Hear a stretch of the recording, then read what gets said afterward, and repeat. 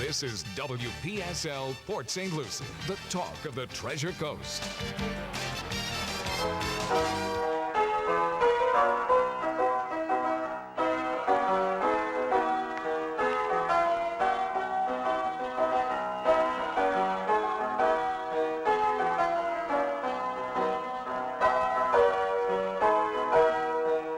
It's 11:08 at WPSL 1590, the talk of the Treasure Coast. You're on Ask a Rabbi. And this is Rabbi Shafir Loeb of Congregation Eitz Chaim, your Jewish home on the Treasure Coast. So welcome to this beautiful Friday. It's a beautiful Florida Friday. And what can I say? It's a gorgeous day. Zahayom asa Adonai nagila v'nismechavo. This is a day that God has made just for you. Rejoice and be glad in it. And so, take a deep breath. Hopefully not in a COVID environment, but hopefully take a deep breath. So one of the things that I have talked about, and I talk about it a lot more in my Torah moments than I do on the show here, but one of the things that is so important is to recognize our breath and what role it plays. This is a respiratory illness that we're dealing with the pandemic. And there are things that you can do. Measure your own breathing rate. Notice if it changes. Pay attention. Don't let it just slide on you. Don't get into the place of being short of breath without realizing it. So and you can Google it. You can find all kinds of breathing exercises that are out there that are designed to try to help you keep your lungs clear. So my old state has done it again. Your old state, yeah. California can arrest you if you sing in church. Yeah.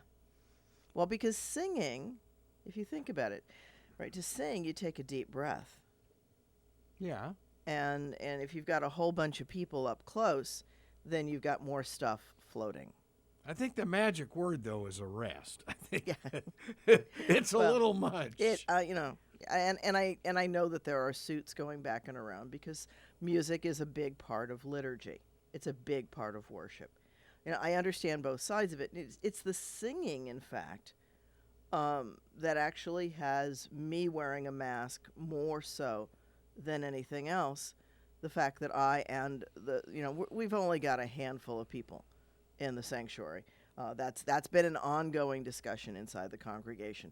And there's a small handful of people that come that are part of getting it going. We're we're a house of worship. Mm-hmm. We're also small. We also distance inside, right? So those who come know to space, and we've spaced the chairs, and we've done all of the standard stuff, and the masks that you were talking about liking, the one that I was wearing at the beginning of the show. We have those available in a great big bin by the front door. Thank you, Florida Department of Health, for that wonderful, generous gift. Because that was one of my big issues, and it is one that we've actually had somebody shared a mask with me early on because I didn't have one.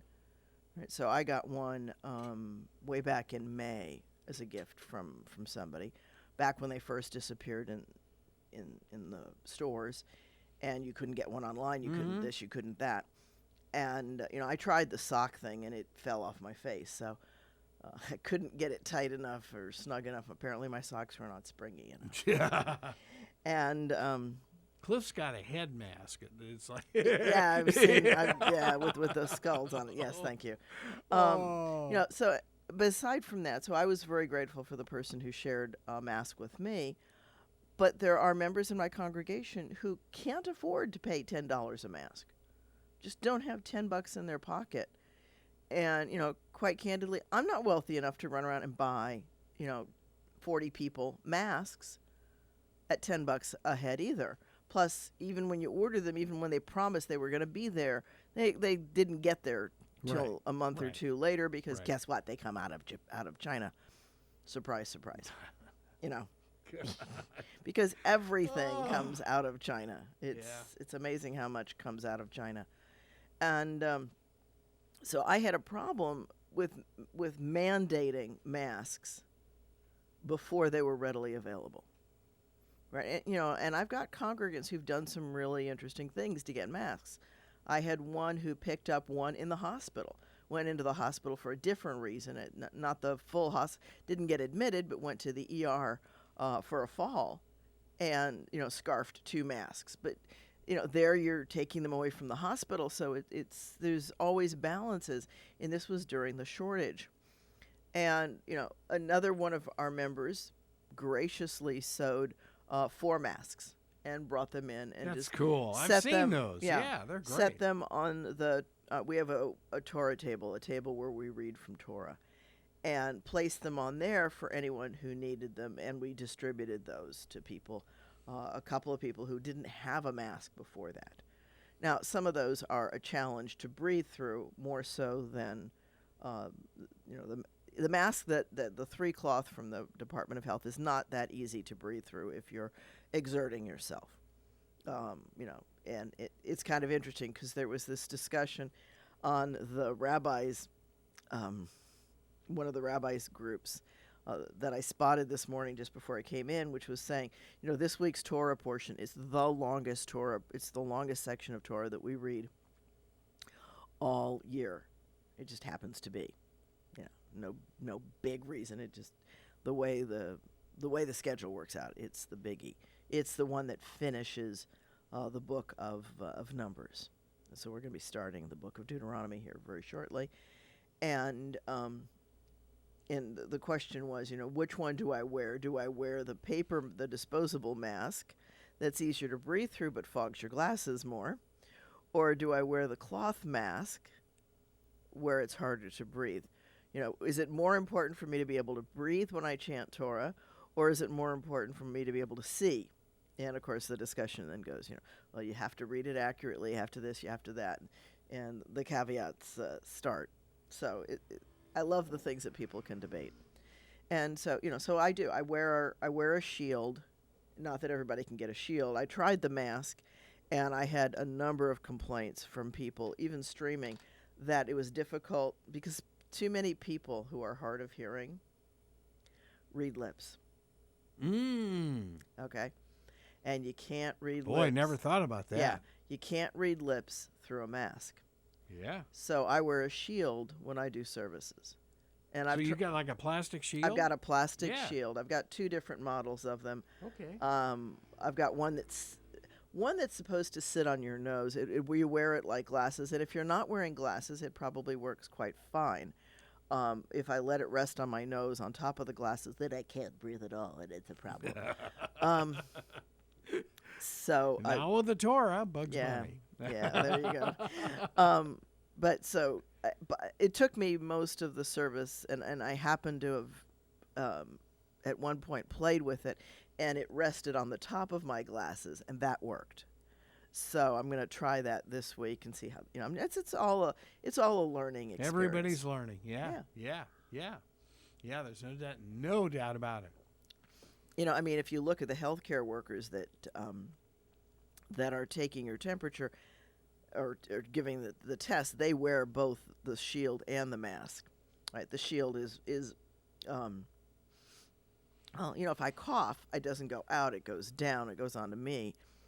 And then as long as we social distance and we don't hug, and we actually have an antiviral spray in the congregation. So if I would cough, I would spray myself. I feel so sorry for them who are, especially in Florida, in the heat, wearing those hazmat outfits and all the gear. It's not easy. It's like, oh my goodness. Yeah, it's a tough time. Yeah, it is. It's a tough time. But so, and you can see here it is for whatever. I'm not holding up the middle finger, I'm holding up the pointer finger, folks. But on it says Gamze Ya'avor. This too shall pass. Okay. Okay, and it's actually, if I take it off and you look inside,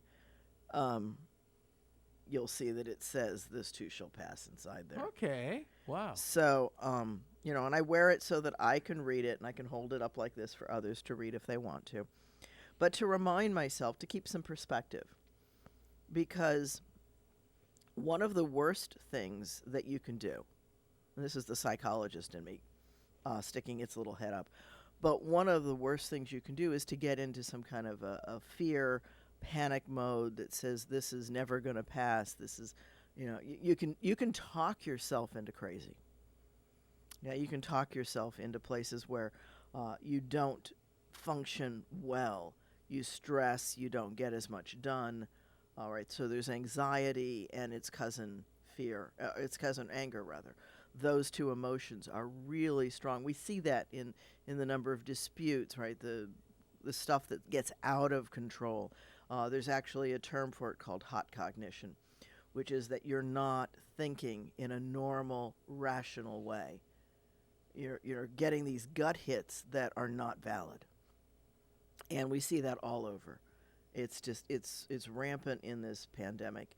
It's a secondary effect. It happens inside families. It happens between families. It happens in organizations. It happens all over the place. And that's fear and anger. Fear of a variety of things. And, the anger is the inability to control the world or yourself. Mm-hmm. Right, in things that are going on. And, I've posted a couple of articles on my Facebook wall.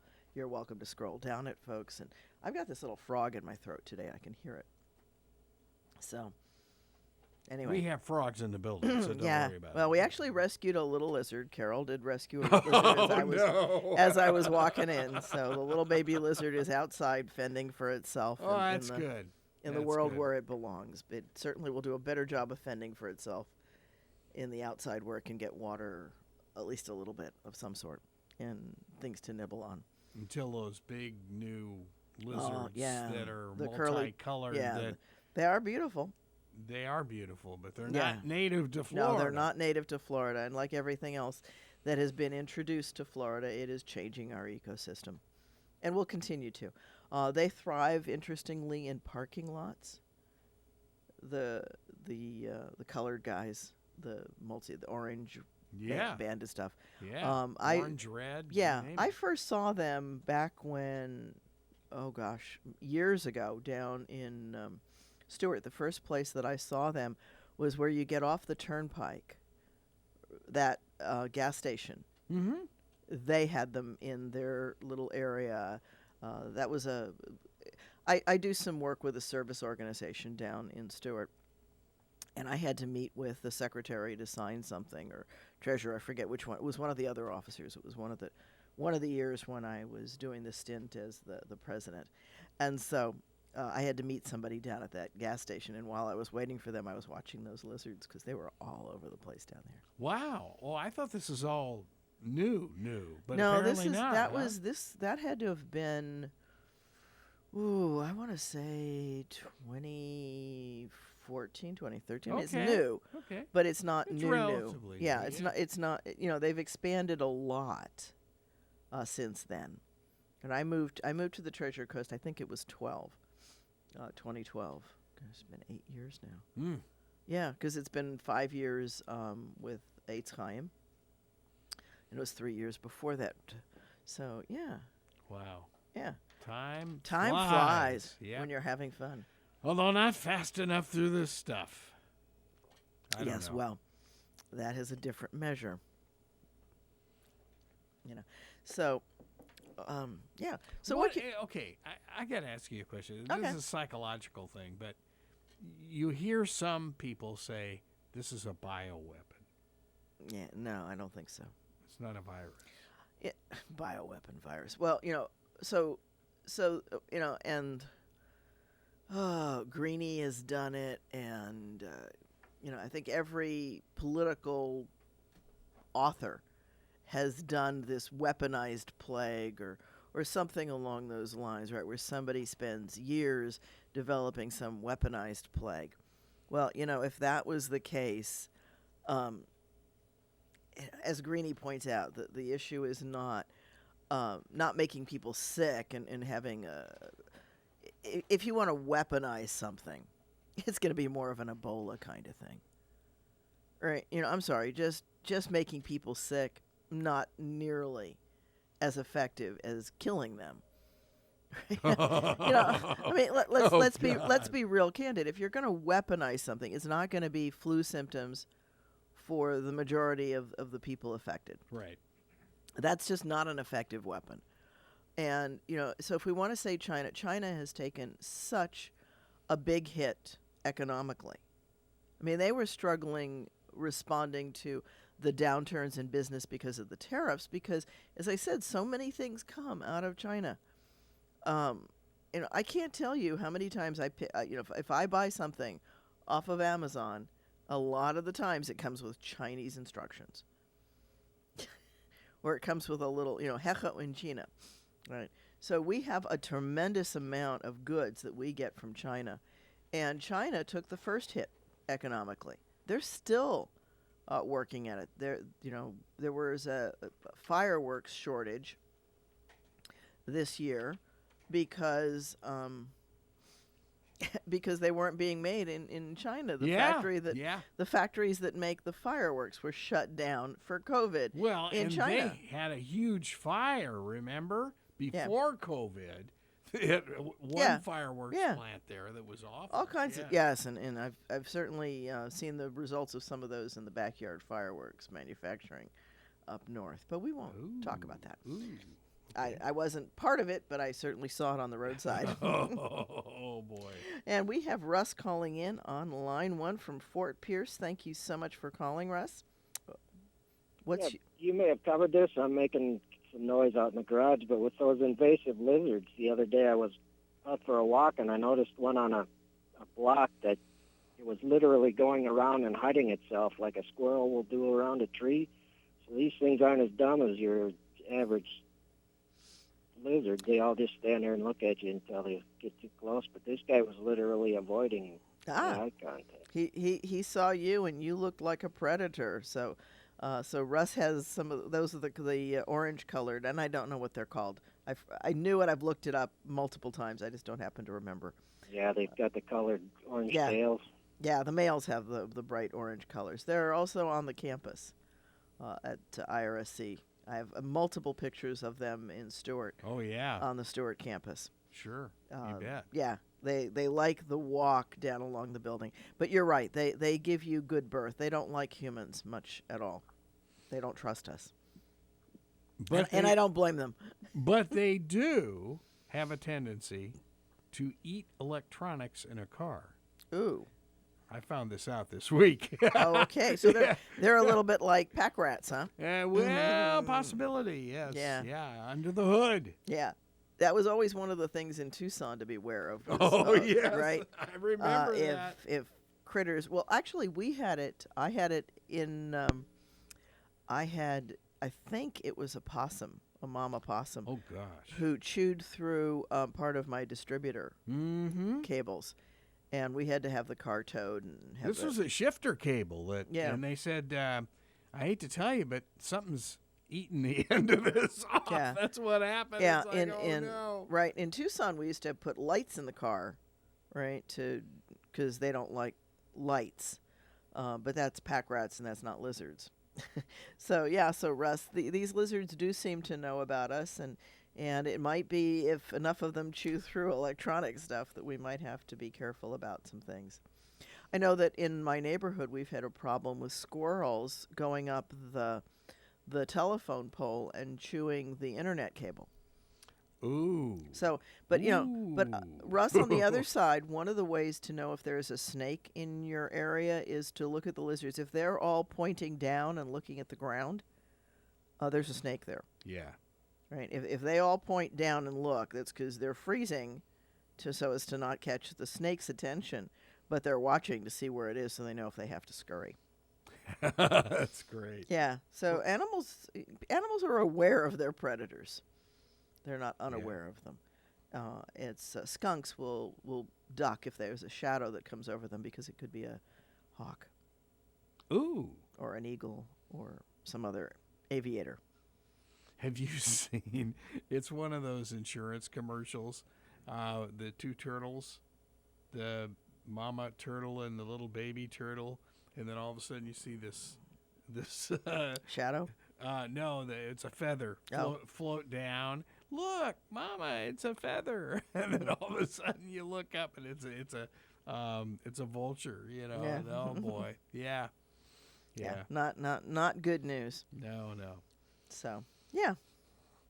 So school for you. School for very me. soon, right around the Very corner. soon. And so the college is offering at this time, and it's at this time, a hybrid class. So I'm teaching both a synchronous online and an in-class hybrid. And the in-class hybrid is 1 day a week on campus. The rest is online. So Okay. it's half and half. The synchronous online is the same way, only the lecture is done via Blackboard Collaborate or whatever, through a meeting software. I've done them through Zoom and I've done them through Collaborate. And, they work really quite well. And Well, Stuart mentioned it in his show about teachers being concerned about going back on campus. Are you concerned at all? yes and no. I'm concerned because any travel carries some risk. But I've also been part of IRSC's ongoing discussion with COVID. And since the pandemic started, there have been a total of 4 employees who are on campus who have tested positive. And they were able to do full contact tracing and send everybody home that had any contact with those 4. And they've thoroughly cleaned, and it was only one campus, and it's the campus I've never instructed at. So this hybrid class will be in Vero. So I get, I get the travel time. I'll pass you and get confused again. Yeah, done that too. Yeah, what can I say? And but basically it's going to be a large room with students well spread, and we'll all be masked. And I will walk in, turn on the computer, which they will have cleaned between classes, and I will again spray. I've got that wonderful antiviral spray, and EPA, Which we did not use this morning. I thought about that. that's right. It just got an EPA certification on Corona. So. Oh, good. Yeah. Good. So that's really, that took a little bit of time. We were reasonably sure. But, I'm going to point out you've got something over there that actually is an upper respiratory irritant. I think that's for why. an upper respiratory illness. So let's think about that a minute, right? Yeah. The other one is plant-based, and it does not kick in. And Russ, we never did say goodbye to you, but I'm going to guess that He's gone. Yeah, that you're long gone. So thank you for calling in. We kind of got rambling as I do. So, I will be doing that. I'll be taking proper precautions. And, Bill and I had a discussion about it before I said yes to doing it. And, I'm going to spray down before I come back in the house. And which is the kind of thing that I do anyway. So we're just going to, we'll stage it. I don't go that many places. I go, I don't know, once every week or two to the market, once every week or two, Walmart or some other place for other things that we might need, and maybe once a month to Home Depot or something like that, or Lowe's, or we don't go very many places these days. we haven't either. We go to Publix. Publix is the big it. one. Sometimes the bank. But most of the banking I do on the phone. And of course, Publix yesterday made the formal announcement that masks are mandatory in the stores. Yeah. Well, they had a big, we went, was it yesterday or the day before? There was a big sign up that said masks. And it was handwritten, which was interesting. Walmart, of course, and, people are saying cute things like, why is it becoming mandatory in a week? It's to give them time to get all the paperwork posted on the doors like you've got on the doors here, that kind of thing. For large organizations, they need to have in place standardized warnings and things like that, so that it's the same all through the corporation, so that somebody can't say, well, over at that one it says da-da-da, and I don't have to wear it if I'm under 3'2" or something, right. But yeah, masks are very. I know that others have said it. We know that it helps. We could knock this virus on its rear end if everybody honored the mask rule and stopped sharing what they don't know they have. And, just because somebody has COVID in your environment doesn't mean that you have it. I'm working with a couple where, one partner has COVID and the other one doesn't, and the one who has it was put in the hospital. So it's not like it was mild. Well, I mean, they're not on a ventilator, they're not on oxygen therapy, so they're at the low end of hospitalized. But the other one doesn't have it, and it's tested negative repeatedly. So just because somebody contracts it doesn't mean that everybody around them will automatically contract it. And obviously they weren't masking, but now if that person would come home from the hospital before testing negative, then masks would even be worn in the house. Interesting story on a local news station last night of a Peruvian restaurant on Port St. Lucie Boulevard banning children. Does kids run around and they don't have to be masked? Well, I don't know what the actual reason is. Never been to this place, but I thought, wow, I saw the headline. I'm going, oh, my goodness. Yeah. And you never don't know all the details. So that's right. Yeah. Can't really go to it. Kids can be a vector for viruses. It's one of the reasons we sometimes shut schools down during flu seasons if it's a really heavy, right? Because there are some flu seasons, if you look historically back, some flu seasons have hit the threshold for pandemic. There are certain markers that the CDC and WHO use to declare something a pandemic. It's got to be a certain amount of the population. It's got to have a certain contagion. There's all kinds of little markers, and every once in a while the flu hits it. We just don't make as big a splash about it, but sometimes schools are closed because of that. Dr. Sellards the other day was laughing about, speaking of flu seasons, he said, did you go to Woodstock? And I said, no. He said, it was a major flu. Yeah, it was a major pandemic. My. Woodstock happened in a major pandemic, the H1N1. Oh, boy. Yeah, that's what he was saying. Yeah. Wow. A lot of people don't think about that. We've had a number of major pandemics that haven't resulted in the shutdown. And I'm not going to get into the politics of why, what, and how, and all of that. What I will mention, though, is that right now, according to the scientific things that I'm reading, we are on the G strain already for COVID. What? Yeah. So, right when China first experienced it throughout their area, and they've had a number of cases. They have not had many, but they have something very different from what we have, which is that they can test and give you the results very quickly. So you find out if you've got it as soon as very shortly after you're tested, and they isolate anybody who tests positive immediately. And they've got, even after you're released, you're quarantined and before you're allowed back. So they're much more effective at that. Part of that's their population. Part of it's also they went in and built a field hospital immediately, and they built field hotels to hold people as well. So there's lots of things there. Governments do it very differently. So it's mutated that much. It's mutated that much. They had the A strain when it first surfaced. When it came to the U.S., that was already the D strain. Right? And a lot of people don't.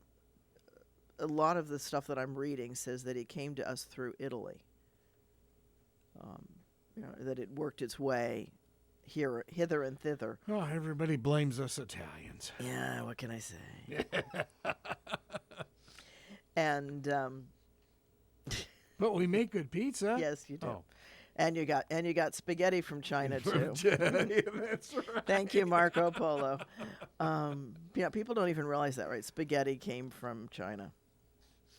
Oh, yes. It's just the big difference is that spaghetti is wheat, and most of the noodles in China are rice-based. But when COVID first hit us, the mutation was D. And now the one that they're saying is much more contagious, but not any more pathogenic, which is important. It's not any more deadly, and that is the G strain.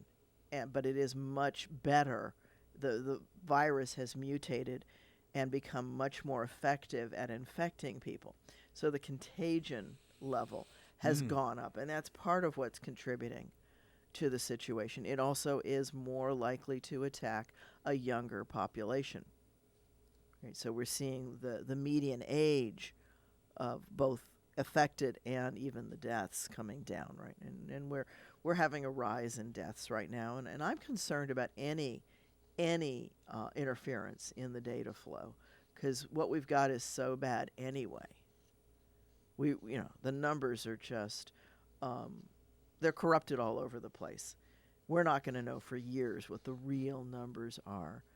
On the other side of that, there's some exciting things happening. There's some good news with the vaccines. There's been some preliminary success, but you have to be really, really cautious. They can't rush to getting it out. Yes. Right. They've got to find exactly which one works, which has the least side effects, right? Because it's not any good to get a vaccine if the vaccine is worse than the disease. Our old TV station in San Diego did a story last night on the tests at San Diego Stadium. And it's a major lab that's doing this, private lab. And 50,000 people who did not get tested were listed as positive. Yeah. These were not tests. And they found some of the non-used tests in the San Diego River. Well, you start hearing stories like that, a fraud, you bring that into the whole thing, and it's a mess. So, so there are people who are economically benefiting from COVID. Oh, yeah. It's just, that's not rocket science. Yeah. Somebody's got to be making money. It's kind of interesting. I just was working on a side project talking about pricing in the kind of a marketing thing, right? How are prices set? And you look at something like popcorn in a movie theater, right? It's marked up 19 times from what it costs the theater to produce a bag of popcorn for you. But what most people don't realize is that's what keeps the ticket prices down. Okay. Yeah, no, I get 30% of a theater's revenue comes off their concession stands, but only 4% of their expense. So it's what we call a cash cow. It's the people who use the concessions are supplementing, right? They're supporting the lower ticket prices to get people in the door and keep the theater financially solvent. So there's a lot more to the cost of something than just what it costs. There's a line on my Facebook, again, if you go way back to March, there's a video from Hong Kong it's in English. It's one of the stars in Hong Kong, and her, Hong Kong, of course, English is one of the languages spoken. And so the video's in English, and it talks about, why is there no toilet paper, right? Why has the rice disappeared and different things, But there's another line about, why is there not any toilet paper, and why is the price? No, it's rice. Why is there no rice? And why is the price 3 times what it should be? And the answer is it's a supply and demand kind of thing. Still no minute rice at Publix. Okay. Have to get it at Winn-Dixie. Okay. Yeah. So, there's all different. There's little scant and it shortages. It is more. It is more, right? Yeah. The rice is more. The paper products are more. And, some of that's rushing and overtime and expenses and things like that. There's a whole lot of stuff going on inside this equation. So life is about many different things, and I think we have a call coming through. That's one of the things about the distancing. I now can see the calls coming through sooner. Okay, and this is Ralph from Port St. Lucie. Thank you for calling, Ralph. Well, you're quite welcome. I hope you're having a wonderful day. I am working on it. I hope you are too. I wanted to weigh in on this COVID thing that's been going on. I recently spoke to my brother-in-law who lives in Tennessee. And he is a fireman and a EMT, emergency medical technician. Okay. And I was speaking to him the other night on the phone, and he told me something that kind of got my attention. Okay. What was that? In the area where he lives, I believe it's Sevierville, Tennessee. I don't know if I'm pronouncing that correctly. He actually got in a line to go for the testing because, he works in the food industry, and he thought, it's probably good if I got a test. One thing that he noticed was, as he was waiting for his COVID test, the person that was giving the tests did not change their gloves after every test. He pulled out of the line and got out of there. Okay. Now, I don't know if this means anything, but is it possible that we're actually making this thing worse with all of this testing? Okay, so let me reiterate. Ralph asked the question, if the technician doesn't change gloves often enough, are they transmitting the disease from one to the other as the testing occurs? And the answer is possibly, but probably not. Again, there's so many things involved here. Are the, what is handled? How do the gloves get contaminated or not contaminated? Those are big questions. Are the gloves, do they have an antiviral on them? Right. So it might be. Yeah, there's a lot of things. Right. There's a lot of questions we don't have answers to. And exactly. Right. There are antivirals that stay effective for a period of time. The one that we spray down the temple, even if somebody with COVID would walk in and breathe on the surface that has been washed down for about an hour, it continues to act and be effective and kill the virus. At some point it dissipates and is no longer effective and you need to respray. But I understand. There's a period of time, right? And and as I said, when I go into the campus, even though I know they've done things, I will carry this little spray with me, and I will spray the computer and anything else that I actually need to handle. It's a very serious situation we're in, but it's almost comical. When I go into my local Walmart up here in St. Lucie West, all you have to do is look around, and the number of people that have the mask on, their mouth only, pulled down, below their nose. Yeah. And I'm thinking to myself, what are they thinking? It's like, it's all kinds of things that you're seeing out there. It's absolutely ridiculous. Yeah. No, you're right, Alf. Ralph is talking about the people who don't wear the mask properly or who do something funky with it. And we all hear the anecdotal stories, right? One of the stories that I heard was in a doctor's office that a woman pulled off the mask because she had to sneeze. That's amazing. That's I'm like, that's funny. what the mask is for. The woman was indignant that the doctor came over and said, "Don't do that." The doctor said, sneeze in your mask. That's what is, But of course, the doctors know that because if they go right, the doctors wear the mask to protect the patients. Yeah. There's a hazmat Well, I thank mask. you for your time Absolutely. and your input, and you have a blessed day. I enjoy listening to your show. Well, thank you, Ralph. I enjoy doing the show, and I appreciate anyone who calls in. And that number for anyone who wants it is 772-340-1590. I'll get it out yet. Thank you, Ralph, for calling. Have a wonderful day. You too. Take care. Bye-bye. And so, there's all kinds of stuff and anecdotal stuff, and people are not wearing the mask properly. It does need to cover your mouth and your nose so that if you cough or sneeze, yes, you've got to go clean your mask, folks. It's a good idea to have another mask in a plastic bag in your pocket or in your briefcase or in your purse or somewhere where you can, grab it, throw the soiled one until you can wash it or throw it away safely in the bag. And don't throw it in the parking lot, Please don't throw it in the parking lot. The birds don't need to get it wrapped up around their feet and their wings, and we don't need any of that. We don't need the gloves thrown on the parking lot. That's at least one of the things that I've seen both Walmart and Publix do is have the trash can at the exit for you to throw stuff in if you can't bear to take it back to your car and dispose of it. It's so simple. It is all of this is so simple. But the reality is that we're going to figure out what the COVID burden really is but not for a couple of years. In a couple of years, we'll look back and we'll say, okay, this is the way the numbers were going for deaths. So, for example, in Port St. Lucie, the average number of deaths per year is a little over 3,000. Okay. So we've had 72 deaths the last time I checked, and I haven't checked in a couple of hours, and the numbers are certainly climbing, no argument. But, so that is that 72 more than we would have had on the regular scale.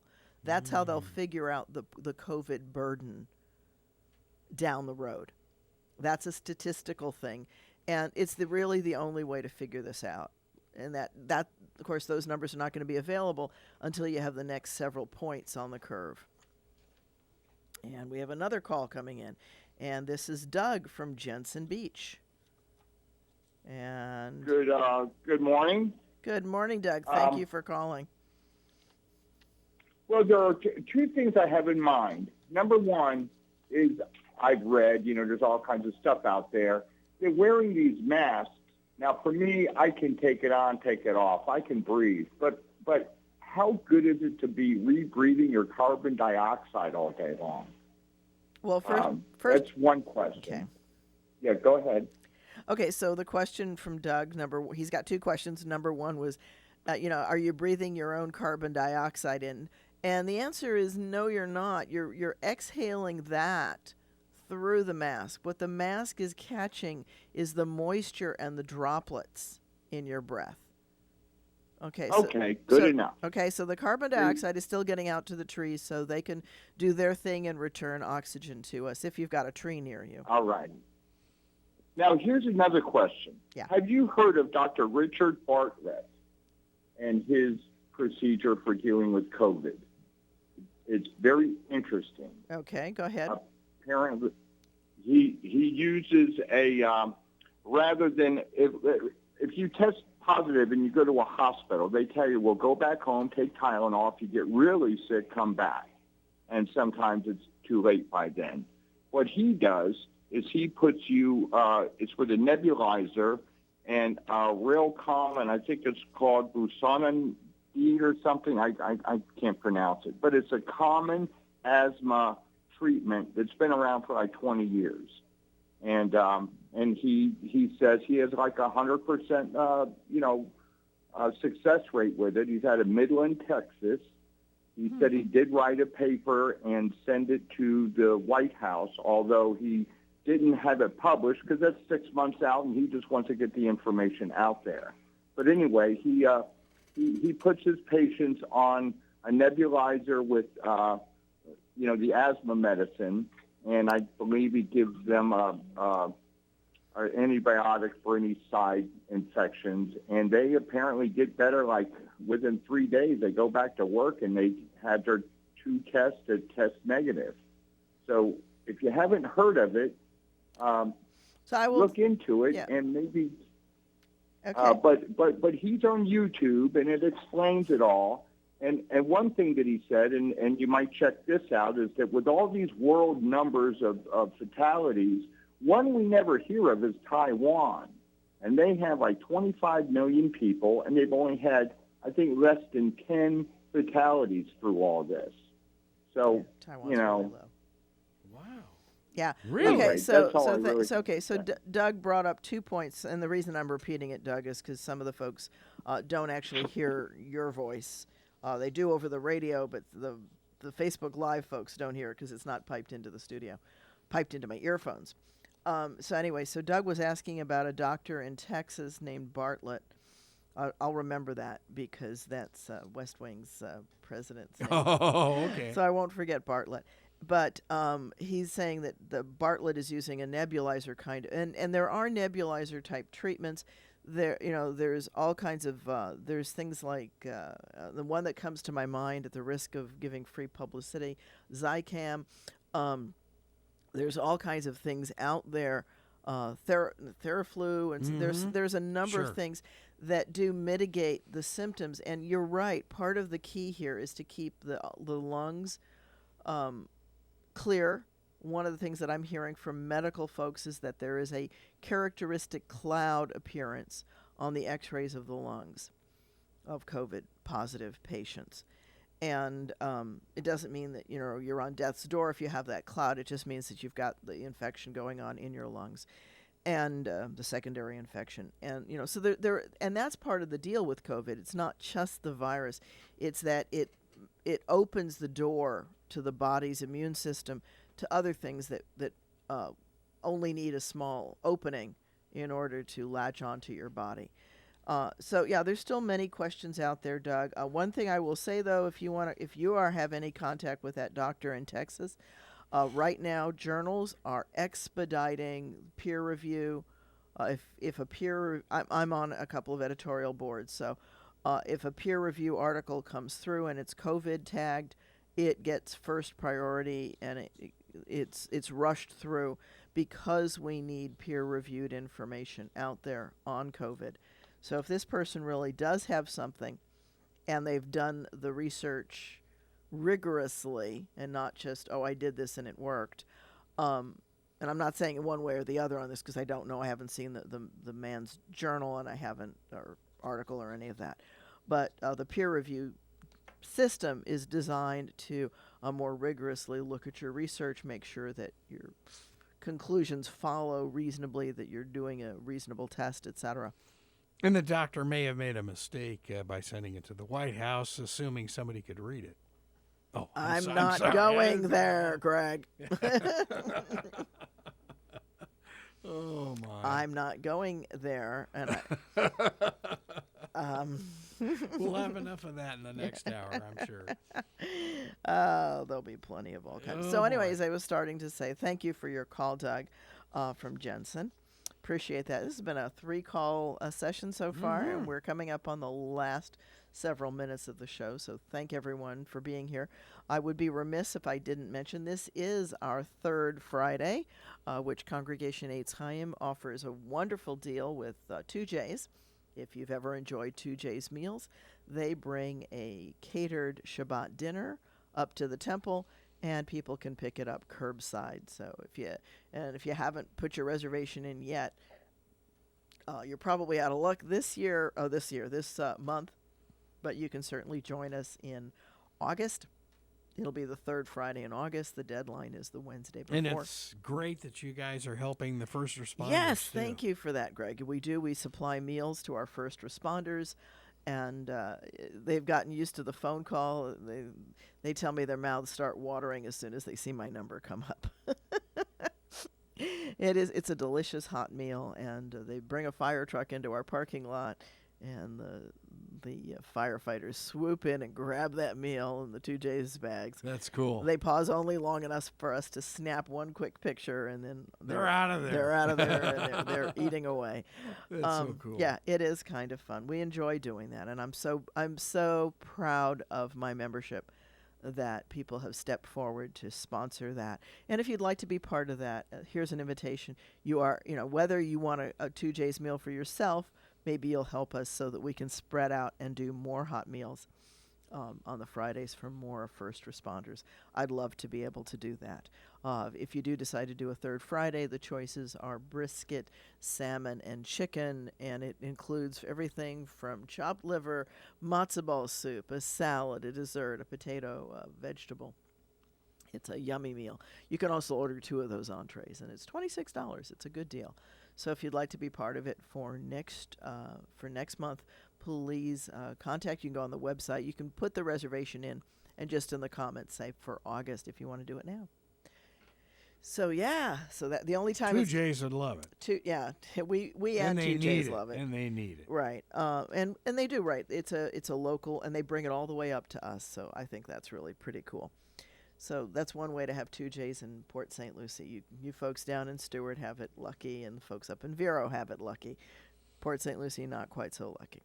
So not that we don't have great, not yet, and we do have great restaurants. It's just that 2J's knows how to do a Shabbat meal. So that's a key thing, and I'm excited about that. I'm thrilled about it. If you'd like to sponsor an Ask the Rabbi session, please contact either me or the station. You can do that at that 772-340-1590 and tell them you'd like to sponsor an episode of Ask the Rabbi. I would love to have someone do that. that would certainly make this part easier. We do need some sponsors, and you get mentioned a couple of times during the episode, and we'll get you some commercials and all of that good stuff. And we'll give you commercials outside of the show too. So, there you go. Right, the station does all of that. So it's a great advertising opportunity for anyone who'd like to sponsor it. And I also do a daily Torah moment at 1:15 on Facebook Live. You're welcome to sponsor that. And stand by next week. We should have some more information on High Holy Day services, and clearly they're going to be streamed. More details on that. So, and if streaming only. That's probably. Yeah. That's the way it's looking right now, because it's just we don't need to be an epicenter. No. But here's the piece, right? We've got prayer books, and what we're going to do is when you register, your donation will cover the cost of a set of prayer books for you, for each person in your group, so that you can follow the streaming and have the prayer book handy. That would be nice. Right. So we're starting to give those out as of this Friday.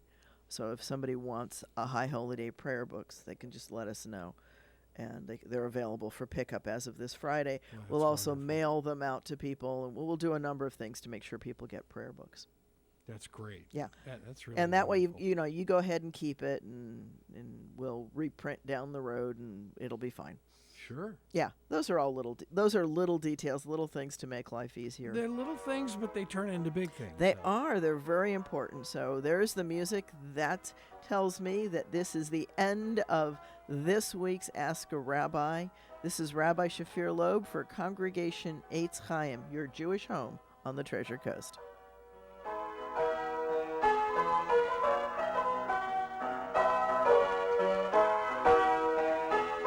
You've been listening to Ask a Rabbi right here on WPSL, Port St. Lucie, the talk of the Treasure Coast, webcaster to the world, on TuneIn, Alexa, and Google Home.